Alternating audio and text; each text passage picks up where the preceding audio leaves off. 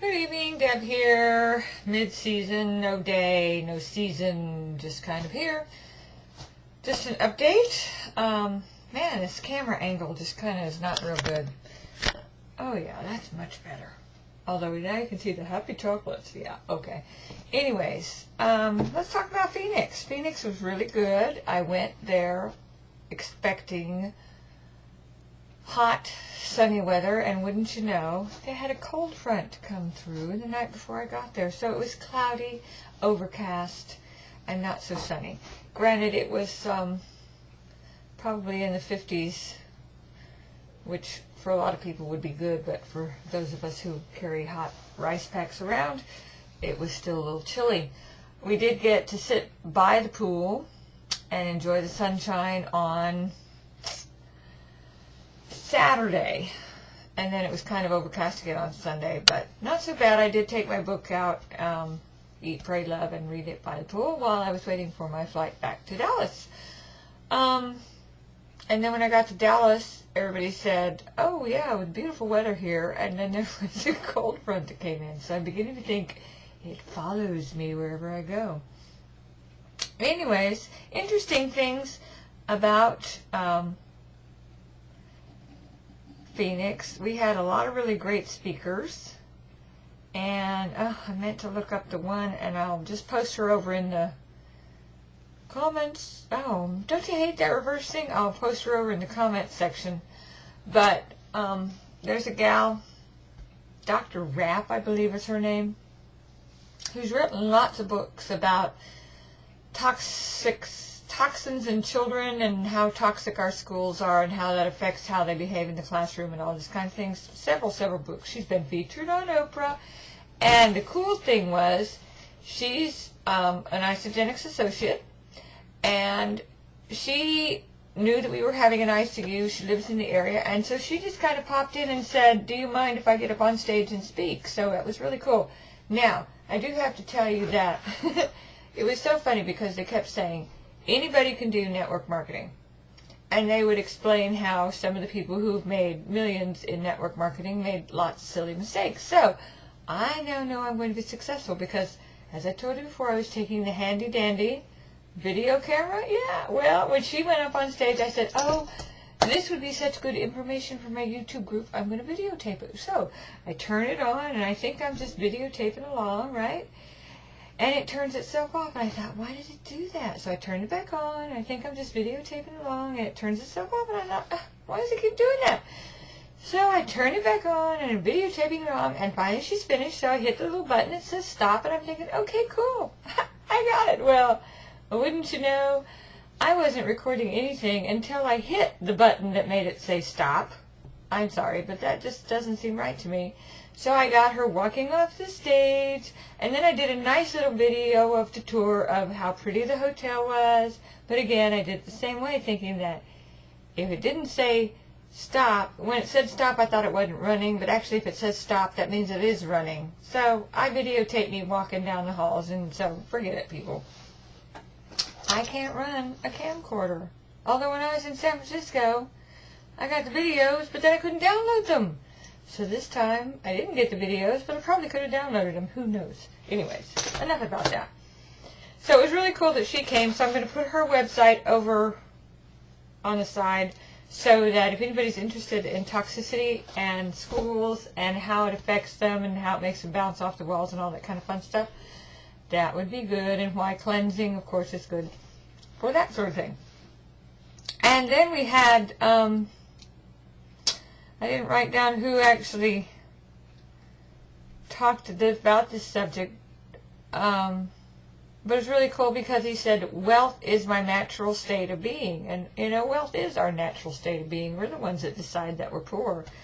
How sad is that? And there was a really cool visualization that they did where you visualize yourself. Well, you close your eyes. So let's all close our eyes. All right, now I want you to visualize beams of light shining from you, and they're attaching to other people, and these are the important people that you're looking for or are looking for you, either way, in your life. And then those beams attach to the next person. So it's kind of the 6-person rule, but if you visualize it with the little beams, you actually feel connected to the 6 people. It was really awesome, because then as you're doing this visualization, you actually feel yourself shining a light, you know, as though you're a little beacon, and all those people that are out there looking for whatever it is you have to offer can see this beacon of light. That was really cool. It actually makes me teary-eyed right now. What else did we cover?